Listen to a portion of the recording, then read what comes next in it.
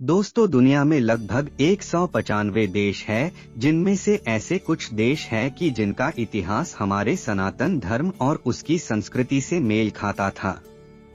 जिनमें से एक नाम है ग्रीक देश का। जी हाँ दोस्तों, अब हम बात कर रहे हैं ग्रीक गॉड की, जिसके ऊपर सनातन धर्म के देवी देवताओं की गहरी छाप दिखाई देती है। तो दोस्तों, सबसे पहले बात करते हैं सप्तऋषि और प्लेडियास की। वेदों और हिंदी ग्रंथों के मुताबिक सप्तऋषि बेहद ब्राइट से नजर आने वाले 7 तारों का एक समूह है, जिसे हम सप्तऋषि तारामंडल भी कहते हैं। ऐसी मान्यता है कि सप्तऋषि इतने पावरफुल होते हैं कि वो चाहे तो सूरज को भी कंट्रोल कर सकते हैं। जिस तरह हमारे पास इन 7 सितारों का सिद्धांत है, ठीक उसी तरह ग्रीक सभ्यता के पौराणिक कथाओं में भी 7 बहनों का जिक्र है, जिन्हें प्लेयर्स कहा जाता है। ये बिल्कुल वैसे ही पहचानी जाती है जैसे हमारे सप्तऋषि, यहाँ तक कि इनकी पावर भी कुछ हद तक एक दूसरे से मेल खाती है। एथीना और देवी सरस्वती हिंदू धर्म में मां सरस्वती कला, संगीत और ज्ञान की देवी मानी जाती है, तो ग्रीक माइथोलॉजी की गॉड एथीना को इंटेलिजेंस, आर्ट, स्किल और युद्ध से जोड़ा जाता है। इन दोनों देवियों की सवारी भी काफी सिमिलर है, जिसमें मां सरस्वती के साथ स्वान या पीकॉक है, तो वहीं देवी अथीना एक आउल व्यारी उल्लू के साथ नजर आती है। और इनके जन्म भी काफी कॉम्प्लिकेटेड तरीके से होते बताए गए हैं। एथीना जुस के सर से निकली थी, तो देवी सरस्वती ब्रह्मा जी के मुंह से जन्मी थी। एक ही पावर होने के बावजूद इन दोनों देवियों को काफी डिफरेंट तरीके से पोर्ट्रेट किया गया है, जहां देवी सरस्वती वीणा, बुक, गार्लिन और वोटर पोट के साथ चित्रित की गई है। वहीं गॉड एथीना को हथियार और शील्ड के साथ दिखाया गया है। इसके बाद आते हैं इंद्रदेव और ज़्यूस। इन दोनों गॉड्स में सबसे ज्यादा समानता उनकी पोजीशन को लेकर है। जहां हिंदू धर्म के मुताबिक इंद्रदेव देवों का राजा कहा जाता है, तो वही ग्रीक माइथोलॉजी में ज़्यूस को ओलंपियन गॉड का रूलर माना जाता है, क्योंकि वो सभी देवताओं के राजा है। वही इनकी पावर भी काफी सिमिलर है। जहां देवराज इंद्र चाहे तो मौसम में किसी भी प्रकार की काया पलटकर प्रलय ला सकते हैं, तो वही स्काई और माने जाने वाले ज़्यूस आसमान को कंट्रोल करने की क्षमता रखते हैं। और इनके हथियार भी एक जैसे हैं, जिनकी पावर भी एक समान है। इंद्रदेव जहां वज्र लेकर चलते हैं, तो वही ज़्यूस के हाथ में थंडरबोल्ट दिखाई देता है। इसके अलावा ये दोनों राजा पर्वत पर रहना पसंद करते हैं, जिसमें ज़्यूस का ठिकाना ओलंपस माउंटेन है, तो देवराज इंद्र मेरु पर्वत पर रहते हैं। Hates and Yamraj. हेट्स और यमराज ये दोनों ही पाताल लोक के साथी है, मगर दोनों ही शैतान नहीं है। बस इनका काम इंसान की मृत्यु के बाद उसके कर्मों के आधार पर उसका फेथ डिसाइड करना है कि वो स्वर्ग में जाना चाहिए या फिर नरक में। साथ ही साथ इन दोनों गॉड के पास डॉग्स है, जो पाताल लोक की पहरेदारी करते हैं। बस फर्क इतना है कि हेड्स के पास उनका 3 सर वाला पालतू सर्फिरस है, तो वहीं यमराज के पास पहरेदारी के लिए 2 अलग डॉग्स है, जिनमें सबसे प्रसिद्ध शर्वरा है।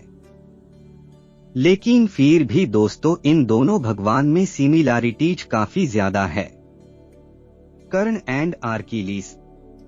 ज़्यूस और इंद्र की तरह कर्ण और आर्किलीस भी एक दूसरे से काफी जुड़ाव रखते हैं, जिसमें सबसे सटीक सिमिलैरिटी उनका अनोखा कवच। जी हाँ दोस्तों, एक तरफ जहां कुंती पुत्र कर्ण का जन्म सूर्य देव के दिए गए कवच के साथ हुआ था, और ऐसा ही कवच ग्रीक माइथोलॉजी में आर्किलीस के पास भी था, जिसने उन्हें इतिहास के पन्नों में अजय बना दिया। इसके अलावा इन दोनों योद्धा के जीवन में मां का बहुत ही अहम रोल रहा है, क्योंकि इनकी माताओं ने इन्हें युद्ध में भाग लेने से रोका था, मगर ये नहीं मानो और मृत्यु को प्राप्त हो गए। जिसके बाद पूरे युद्ध की दिशा ही बदल जाती है। ऐसे ही दोस्तों आर्किलीस को अर्जुन से भी कंपेयर किया जाता है, क्योंकि इन दोनों को शुरुआत में युद्ध में कोई दिलचस्पी नहीं थी, मगर जब वो उसमें कूदे तो नजारा देखने लायक था। इन दोनों ने युद्ध में अपने कई करीबी साथियों को मरते हुए देखा। ऐसे में जहां अभिमन्यु के मरने के बाद अर्जुन ने जयद्रथ को मारने का प्रण लिया, वैसे ही पेट्रोक्लस की मृत्यु के बाद आर्किलीस ने हेक्टर को मारने की कसम खाई थी। इसके साथ आर्किलीस को भगवान कृष्ण से भी जोड़ा जाता है, क्योंकि इन दोनों वॉर हीरो की जान एक तीर के लगने से हो गई थी, जो कि दोनों के पैर में जाकर लगी। तो ये कहना गलत नहीं होगा कि आर्किलीस का कैरेक्टर महाभारत के तमाम कैरेक्टर से काफी मिलता जुलता है, या फिर यूं कहें कि पूरी की पूरी महाभारत ही ग्रीक माइथोलॉजी ने एडॉप्ट की है।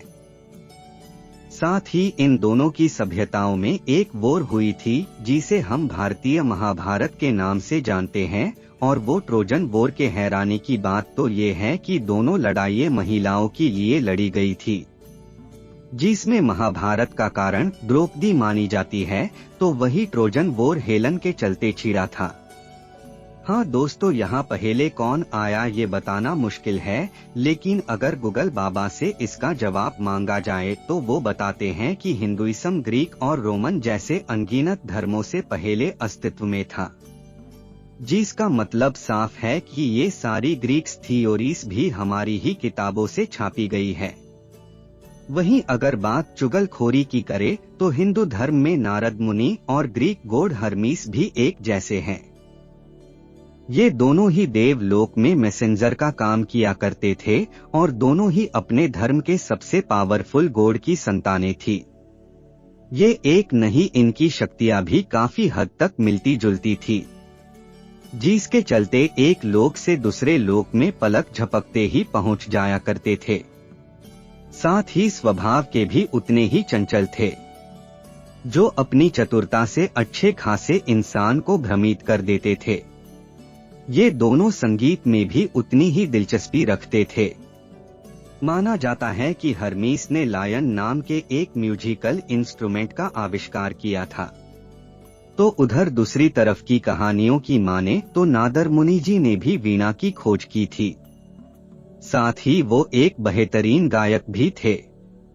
माउंट कैलाश और माउंट ओलंपस। तो दोस्तों कैलाश और ओलंपस दोनों ही पर्वत इस वक्त हमारे बीच एग्जिस्ट करते हैं। दोनों की अपने अपने धर्म में अलग अलग विशेषताएं भी है।